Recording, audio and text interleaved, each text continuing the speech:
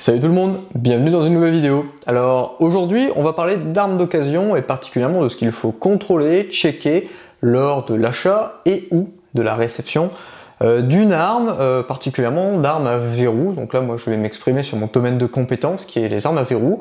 Pour tout ce qui va être armes semi-automatiques, bascule, express, armes de poing, revolver et j'en passe et des meilleurs, je ne m'exprimerai pas, moi je vais vraiment me focaliser sur mon domaine de compétence, mais je pense que dans tous les cas c'est quand même assez similaire malgré tout. Le principe et l'objet de la vidéo d'aujourd'hui, c'est cette carabine que je viens tout juste de recevoir, que j'ai acheté sur une plateforme en ligne bien connue que je ne citerai pas. Alors 12% de commission me fait bien mal. Et donc l'idée ça va être tout simplement de vous montrer lors de l'acquisition d'une arme, qu'est-ce que moi je contrôle pour m'assurer que tout va bien. Et puis qu'est-ce que je vais corriger, parce que des fois il y a certaines choses à corriger. Bon, sachez que j'ai déjà un gros historique d'achat d'armes en ligne, un certain paquet dont je ne veux pas trop compter pour être exact. Donc je suis assez habitué à ce genre d'exercice, sauf que je ne l'ai jamais filmé, jamais monitoré, donc aujourd'hui je vais vous emmener avec moi dans cet exercice. D'abord, pourquoi acheter cette carabine? Parce que déjà il fallait une carabine pour faire cette vidéo, donc ça tombe bien. Pourquoi cette carabine en particulier? Parce qu'elle va servir dans des séries de vidéos que vous retrouverez dans la chaîne un petit peu plus tard, plutôt en fin d'année, où en fait je veux montrer que le tir longue distance n'est pas réservé à une élite avec un très gros portefeuille et qu'avec des armes modestes, voire carrément des armes de chasse à pas cher, on est capable de faire des performances assez intéressantes à longue distance. Et donc on va utiliser cette carabine que j'ai achetée une demi-misère pour montrer que c'est faisable. Voilà. J'espère. En espérant que le tube soit pas complètement rincé, on verra bien. Donc voilà le principe, et puis ensuite, une fois qu'on aura montré ça, touche du bois, j'espère que ça va arriver, on va l'upgrader, donc on va changer l'accroche, changer le canon, etc. pour carrément la transformer en une arme presque de compétition, pour également montrer qu'on est capable de transformer une arme à peu près de A à Z pour complètement métamorphoser ses performances. Donc voilà, en tout cas vous voyez un petit peu ce qui vous attend plus tard dans l'année sur la chaîne. En attendant, avant de faire un plan sur la comète, on va déjà regarder ce qu'elle a dans le ventre aujourd'hui. Donc en l'occurrence, je vais vous montrer ce que je contrôle sur la culasse, sur le boîtier, sur la détente, sur le canon. Tout ce qui va être côté esthétique, les pets sur la crosse, etc. Ça c'est de l'esthétisme, je vous laisse contrôler et puis vous faire votre avis là-dessus. Moi clairement la crosse est défoncée et à vrai dire je m'en tape complètement parce qu'elle va rester là 6 mois pour m'amuser et après elle va dégager. Donc voilà le principe de cette vidéo, j'espère qu'elle vous plaît et on attaque tout de suite le petit contrôle de cette carabine. Allez on est parti, je vais vous montrer à l'intérieur du canon. Donc pour ça on utilise une caméra endoscopique, celle-ci regarde directement dans l'axe. Donc l'intérêt c'est de pouvoir aller analyser l'état d'usure et de crasse du canon. Alors là c'est une caméra endoscopique conventionnelle qui regarde dans l'axe du canon, j'avance en plus assez vite et en fait finalement on se rend compte qu'on a un peu de mal à discerner ce qui se passe. Toutefois on voit qu'il y a quand même un petit paquet de dépôts, on voit les petites billes blanches un petit peu partout qui sont de l'oxydation superficielle, qui parfois est pas superficielle, aussi superficielle que ça. Bref, on voit que le canon est quand même sacrément dégueulasse. Mais on n'est pas capable d'analyser beaucoup plus que ça. Et pour ça, il va nous falloir utiliser un renvoi d'angle. Et donc là, on va utiliser un renvoi d'angle sur notre endoscope pour vraiment aller regarder en détail ce qui se passe dans les rayures. Donc voilà le renvoi d'angle installé sur la caméra endoscopique. Donc là, on va pouvoir prendre plus le temps d'analyser. Donc là, on est à l'intérieur du collet, et là, vous voyez la partie noire que vous voyez, c'est le carbon ring, donc qui est la jonction entre la chambre et le début du canon proprement dit. Donc là, ensuite, on a du fire cracking, donc qui est tout simplement la chaleur et la pression qui vient marteler et craqueler le métal. Fire cracking qui continue dans le canon, bien entendu. On a pas mal d'accumulation de carbone, puisque tout ça, c'est bien tout noir, tout gris. On a un petit peu de cuivre, parce qu'on voit bien cette couleur brune qui apparaît. Voilà, donc là, bon, le canon est quand même sacrément crado. Donc on a des petits points de rouille, vous voyez là, les petites taches orangetées, les petits points de rouille. Et voilà, donc globalement, le canon ici est pas vilain, on voit qu'il est un petit peu tiré parce qu'il y a un peu de fire cracking, mais franchement, c'est pas non plus incroyable. Par contre là, ici, ce que vous voyez, tous ces petits points là, c'est de la rouille. Et ça, c'est de la rouille qui a enlevé de la matière, très clairement. Là, on est sur de la rouille assez vilaine, ce qui va créer de la porosité dans le canon. Là, ici, c'est pareil. Et tous ces petits éléments-là, croyez-moi, ça n'aide pas particulièrement à la précision d'une arme. Donc c'est des éléments sur lesquels on va devoir faire un bon nettoyage pour voir plus exactement ce qu'il en est. Là où je veux en venir, c'est que c'est difficile d'analyser l'état d'un canon quand il est dégueulasse comme ça. Il faut passer un peu plus de temps, le nettoyer correctement, et pour regarder sous la crasse, qu'est-ce qui se passe, qu'est-ce qu'on a en présence, avant de se faire un vrai diagnostic d'état d'un canon. Donc là vous voyez, quand plus on arrive sur la bouche du canon et plus on a de présence de rouille, voilà, ça c'est un cas classique d'une arme avec une arme de chasse avec le canon vers le haut, la pluie tombe, elle ruisselle et tout le haut du canon est complètement rouillé. Vous voyez la crown là qui est plein de rouille, voilà, ça c'est un cas très conventionnel. Bon allez, on attaque le gros du boulot quand il s'agit d'une arme d'occasion, c'est souvent nettoyer le canon parce que très peu de personnes savent correctement entretenir un canon. Et comme vous avez pu voir les images, c'est pas joli ce qu'il y a dedans quand même. Alors c'est pas catastrophique, mais en tout cas c'est sacrément dégueulasse. Donc on va tâcher de nettoyer tout ça. Je vais pas vous montrer toute la procédure, je vais vous en montrer qu'une seule partie. J'ai déjà fait une vidéo sur l'entretien nettoyage des armes, donc ici c'est pas une vidéo d'entretien nettoyage. Je vous montre juste 2-3 allers-retours et puis je vous montrerai directement le résultat final pour vous montrer tout simplement ce que vous avez vu en amont, en quoi je l'ai transformé. On va bien voir ce que j'arrive à récupérer. Donc là, hop, c'est parti. On va commencer un petit peu en mettant du produit, du solvant. Bon, vous le connaissez, hein, le nettoyeur multi-action de chez Decathlon. Bon, c'est Bibi qui l'a développé, alors j'ai le droit d'utiliser les produits que j'ai développés quand même. Allez, hop, hop, c'est parti. Hop, on va faire plusieurs allers-retours. Alors, quand on nettoie une 270 avec du matériel en 7 mm, c'est un peu serré quand même.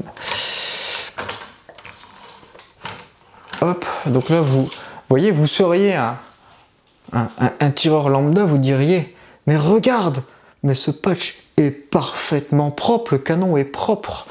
Et puis là, oh là là, mais c'est brillant, il est impeccable le canon.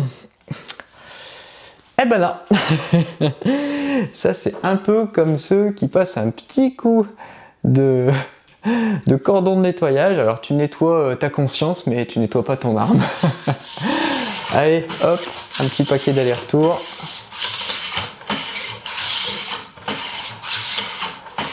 On va tâcher de lui rendre une deuxième jeunesse.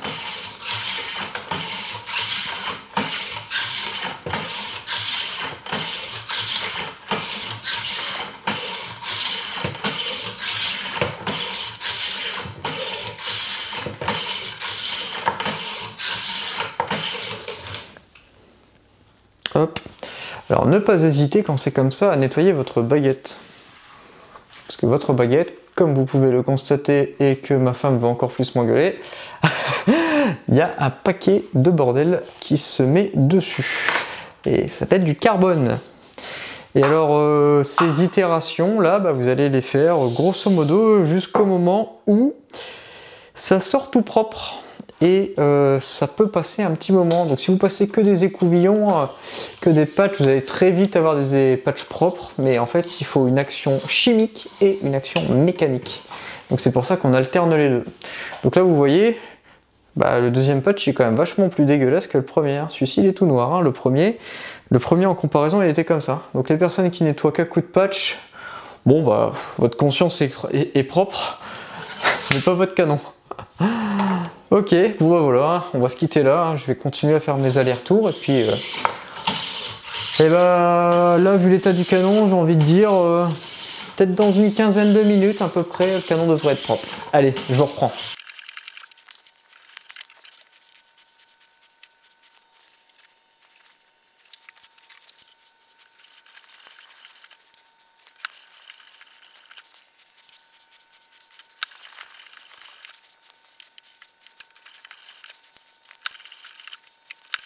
Maintenant, après nettoyage, eh bien voilà ce que vous êtes capable de voir. Donc déjà, il n'y a plus de carbon ring, le carbon ring a disparu.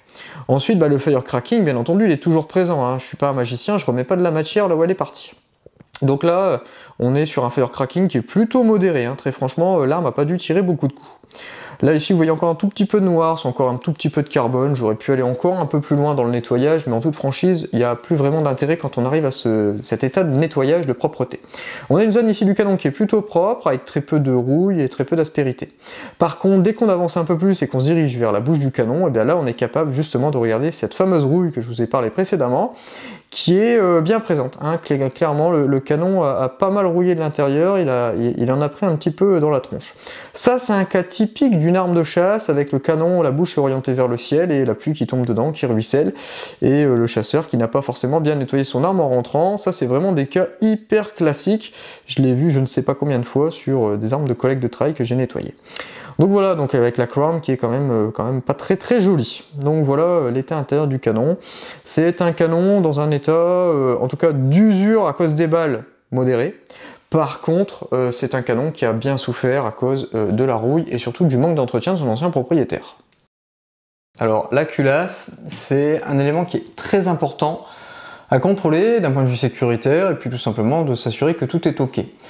Par rapport à ça, le premier élément, ça va être de vérifier l'état des tenons, notamment la partie arrière des tenons qui est ici, dont il faut s'assurer qu'elle ne présente pas de griffe anormale, pas d'usure anormale, et que tout simplement tout est OK. En l'occurrence ici, quelques photos s'affichent et tout est nickel.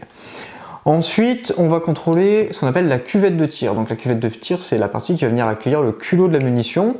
On peut la nettoyer parce que généralement c'est plein de merde. En l'occurrence, bon, j'ai nettoyé avant de vous montrer dans la vidéo un tout petit passage avec un coton en allant chercher bien dans les coins, on arrive à bien tout décoller. On s'assure que l'éjecteur fonctionne bien, donc pour ça il est monté sur ressort. Donc là, c'est bon, le ressort il marche nickel. La griffe d'extraction, elle est tout à fait saine.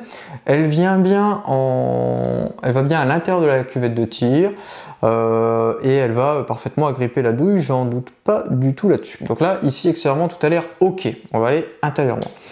Alors, pour ça, je vous conseille notamment d'aller regarder des tutos sur internet. Il existe des tutos sur comment démonter une culasse de Tikka, comment démonter une culasse de Remington 700, de tel ou tel modèle, parce que c'est très important de démonter sa culasse, parce que il n'y paraît rien, mais c'est plein de recoins, et en fait, ça peut accumuler un petit paquet de merde.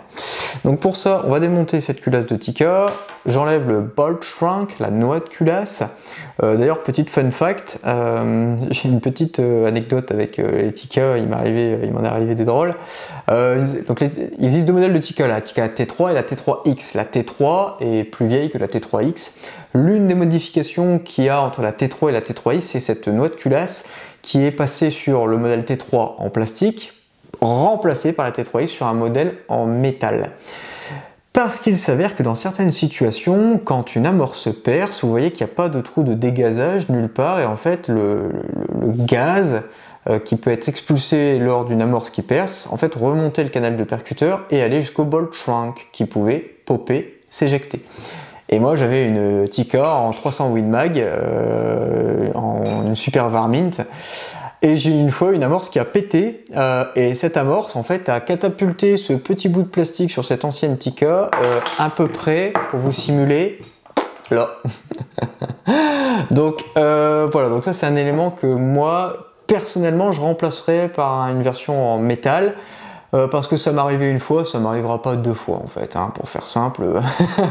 Donc c'est pas grand chose, on les trouve en pièces détachées à une cinquantaine d'euros. Voilà, je me dis que mes yeux coûtent plus que 50 balles, donc dans le doute, je changerai. Donc une fois ça fait, on va ensuite hop, démonter. Donc là, on débande le percuteur, on enlève le levier, et une fois que ça c'est fait, on peut enlever le système de percussion. Alors un premier élément que je devrais vous montrer avant d'enlever ça, c'est de bien s'assurer quand... Donc là, ici, j'ai bien la cam qui vient en bout, qui est en contact, et donc c'est l'endroit le plus loin sur lequel mon percuteur va sortir. Donc j'en profite pour confirmer que mon percuteur sort bien de ma cuvette de tir, donc je vous montre quelques photos. C'est bien le cas, elle sort bien, j'en profite pour contrôler sa forme, il a bien une forme hémisphérique, il ne manque pas un petit morceau, il ne s'est pas transformé en pointe de flèche, il n'y a normalement pas trop de risque qu'il abîme mes amorces. Donc ça c'est un très bon point. Ensuite, je contrôle le percuteur. Alors pour ça, le percuteur, généralement, ce que j'ai tendance à faire, c'est prendre des petits chiffons de ce genre, ou bien du papier absorbant, peu importe, et de bien venir nettoyer l'intégralité du système. J'avais déjà passé un petit point avant, mais c'est pour vous montrer un petit peu comment je m'y prends. Donc une fois ça nettoyé, on va également venir nettoyer l'intérieur, parce que l'intérieur, ça collecte un sacré paquet de merde. Alors pour ça, on y va comme on peut. Bon, moi j'utilise la technique du sopalin, du papier absorbant enroulé qu'on vient glisser dedans en tournant pour essayer de récolter toute la merde. Bon, c'est peut-être pas parfait, mais en tout cas, je pense que c'est amplement suffisant pour ce qu'on en demande de faire. Donc voilà le principe. Surtout, on vient bien nettoyer cette rampe, cette cam ici. Ça, c'est ce qui va venir permettre de bander le ressort facilement. C'est un élément qui est hyper important parce que, vous le verrez, en fait, il y a une abrasion qui vient se faire là, puisqu'on a un contact de cette partie sur celle-ci, c'est un contact métal-métal, et ça il faut le garder bien lubrifié si vous voulez une bonne pérméabilité de tout votre système pour éviter que ça s'use prématurément. Et en parlant d'usure prématurée, en fait vous voyez notamment ici, je vous montrerai quelques petites photos, on a la partie avant où le revêtement est complètement parti. Il est parti pourquoi? Par manque de lubrification de cette rampe. Donc voilà, l'ancien propriétaire a certainement peu lubrifié ou pas lubrifié cette partie-là. Voilà, ça vous donne un peu un ordre d'idée des éléments que je contrôle. Une fois ça fait, je vais remonter la culasse une fois qu'elle a été bien nettoyée. Bon, je vous montre, mais bon, en fonction de l'arme que vous avez, clairement vous n'allez pas avoir les mêmes procédures de remontage. Alors on va le remettre dans le bon sens, Jérémy, parce que sinon c'est sûr que dans l'autre sens ça ne va pas rentrer. Hop, toujours plus dur à remettre qu'à enlever les tickets. Hop, et hop. Donc une fois ça fait, hop, on rebande le ressort, clac, clac, on remet la noix qui sera changée, un de ces quatre, et hop. Donc là, on est bon, elle est contrôlée, elle est saine. Par contre, ça ne veut pas pour autant dire qu'elle est prête à l'utilisation. Donc pour ça, on va la lubrifier. Alors ça, c'est important, et surtout, je vais m'attarder là-dessus. Alors en ce qui concerne la lubrification, il y a 2-3 endroits à prêter attention. Notamment, je vous l'ai déjà dit, les tenons de recul. Donc pour ça, les tenons de recul, hop, un petit coup de graisse, très localisé sur l'arrière des tenons. On n'y va pas comme un bourrin. Hop, et hop. Ensuite, je viens l'étaler tout simplement avec mon doigt pour le répartir sur la surface des tenons. C'est fait de ce côté-là, c'est fait de l'autre côté. Voilà. Hop, je m'essuie le doigt pour pas en foutre partout. Ensuite, j'ai, comme je vous ai dit, la cam ici, qui va servir de rampe pour remonter, pour rebander le percuteur. Ça, hyper important, il faut bien venir le lubrifier. Donc pour ça, hop, on vient en mettre un tout petit peu sur la cam. Ok. Dernier élément, le corps de la culasse. Alors, vous m'avez vu dans une vidéo dire qu'il fallait mettre uniquement de la graisse. Bon, ça a été plus ou moins bien pris. C'est surtout qu'en fait, la plupart des fois où j'ai vu des gens mettre de l'huile, c'était devenu une friteuse, la culasse. Donc il faut utiliser des huiles avec des viscosités qui sont quand même assez faibles pour éviter que ça migre, notamment que ça migre vers le bloc détente. Alors moi, j'utilise cette petite huile-là qui est spécialement faite pour les culasses. Merci Pascal, il se reconnaîtra en vidéo pour m'avoir donné le tuyau. Et en fait, je vais en mettre vraiment avec parcimonie. Je ne sais pas si vous voyez, je vais mettre voilà une goutte, même pas, sur l'intégralité de la culasse. Il y en a assez, il n'y en a pas besoin de plus. Transformez pas votre culasse en friteuse. Donc voilà, donc cette culasse-là, elle est pour ainsi dire contrôlée, nettoyée et prête à l'utilisation. Donc ça, de ce côté-là, on est bon. On peut passer à la suite. Bon, ensuite on va passer directement au boîtier. Donc le boîtier, il y a plusieurs éléments à vérifier. Premier élément, on va essayer de nettoyer le boîtier comme on peut. Alors là, en l'occurrence, bon, il est un petit peu dégueulasse sur le dessus. Donc je vais aller passer entre les Picatinny pour enlever tout ce bain d'huile qui est un petit peu partout. Et je vais également nettoyer l'intérieur de la culasse. Alors l'intérieur du boîtier, pardon, parce que la culasse on l'a déjà fait. Donc pour ça, bon, il n'y a pas de technique miracle. Moi j'aime bien utiliser du sopalin comme ça, vous voyez. J'ai un petit peu tout qui dégage. Je le fais d'abord à sec pour enlever le plus gros. Et une fois que je l'ai fait comme ça, ensuite je vais commencer à mettre un petit peu de produit pour aller décoller un petit peu la merde. Donc pour ça, bon voilà, vous voyez, hein, ça sort un petit peu marron, c'est que c'est un petit peu dégueulasse. Donc je préfère souvent enlever le plus gros comme ça, directement avec les doigts, avec le chiffon, avant d'aller coller du produit là-dedans, parce que sinon après ça devient un bain d'huile. Donc je sais, c'est pas très feng shui comme position, mais voilà, vous voyez, tout est marron, tout est dégueulasse quoi. Donc voilà, après on peut aller nettoyer un petit peu au niveau des tenons, etc. Alors c'est là où c'est compliqué quand on n'est pas équipé comme il faut, donc j'essaye de vous montrer quand on n'est pas équipé comme il faut, comment il faut faire. Moi j'utilise une petite baguette et j'ai tendance comme ça à enfoncer et aller un petit peu tourner, aller essayer de nettoyer un petit peu au niveau des tenons, le plus gros possible. Il existe des outils spécifiques que je vais vous montrer après, mais ça c'est la technique on va dire des galériens. Donc la technique des galériens ça consiste en ça. Et une fois ça fait, hop, hop, on tire sur le chiffon. Et on le fait venir, et là vous voyez, bon, il est plus très blanc le truc, il est un petit peu dégueulasse. Si jamais vous n'êtes pas un galérien et que vous vous équipez un petit peu, vous pouvez acheter des éléments de ce genre, que j'ai mis où? Voilà, de ce genre. qui sont des fraises spécifiques, enfin des fraises, on va y arriver, ce sont des brosses spécifiques notamment qui servent à nettoyer la chambre et à nettoyer les portées des tenons. En fait, cette partie-là, elle vient nettoyer à l'intérieur du boîtier, là où se situent les tenons. Et en fait, c'est très intéressant parce que souvent, cette partie-là collecte pas mal de merde. Donc, souvent un petit peu compliqué à passer. Hop, voilà. 2-3 tours. On l'enlève, il n'y en a pas besoin de beaucoup de plus. Donc voilà le principe. Et ensuite, je vais passer un petit coup avec du produit qui va bien. Et à ce moment-là, on évite ce genre de truc. On va plutôt passer sur de la microfibre. N'ayant plus de microfibre, j'ai piqué celle de madame. Chut, faut pas que je me fasse choper. Hop. Et je vais repasser un petit coup dans le boîtier.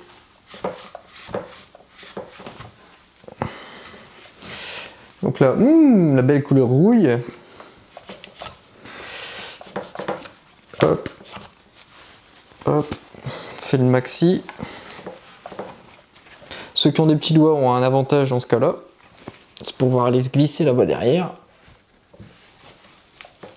Et voilà, c'est déjà pas mal. On a encore eu un petit paquet. Ok, bon ça c'est suffisant pour le boîtier. Je suis bien ici que la butée de culasse elle fonctionne bien, le ressort marche bien, c'est le cas. On va vérifier un petit coup la sécurité, on va vérifier un petit coup la percussion. Donc pour ça bien entendu il n'y a rien dans l'arme, vous vous doutez bien. Vous voyez la fluidité, bon, c'est fluide, il n'y a rien à dire. Percussion propre, je rouvre, je mets la sécu, pas de percussion, c'est bon signe. Pas de levée de culasse, j'enlève, c'est propre et la détente elle est clean. Franchement la détente, il n'y a rien à faire dessus parce que la détente elle est super, la détente. Donc la détente, il n'y a rien à faire, on va même pas aller y jeter un coup d'œil. Ce que j'ai tendance à faire sur certaines armes, c'est quand même d'enlever la crosse et d'aller regarder s'il n'y a pas de la poussière, de la merde, des débris qui ont pu aller se mettre dans le mécanisme de détente. Si c'est le cas, en fait, vous amusez surtout pas à démonter une détente. Vous avez une chance sur deux de perdre une pièce et de pas pouvoir la remonter. Un petit coup de souffleur, cool. Hein, lui mettez pas de 10 bars en pleine tronche. Ça permet de nettoyer les quelques débris, quelques poussières qui ont pu s'accumuler dans le mécanisme de détente. Bon voilà pour ce qui est des étapes préparatoires avant de faire les premiers tirs. Donc là l'arme est propre, elle a été vérifiée, la culasse est fluide, elle a été lubrifiée, le mécanisme de détente marche parfaitement, le canon est propre, en tout cas il n'est pas parfait mais il est propre. Donc voilà, donc maintenant ce que je vous propose c'est que dans une prochaine vidéo, donc je vais monter tout l'équipement sur l'arme, et puis on va aller au stand de tir, on va faire les premiers essais pour vérifier que tout fonctionne bien, et on va en profiter pour faire un petit développement de charge pour cette carabine en 270 WSM. J'espère que cette vidéo vous a plu, et je vous dis à très bientôt dans une prochaine vidéo des armes et la science by Jérémy. Ciao ciao. Quand même pas mal cette détente, hein.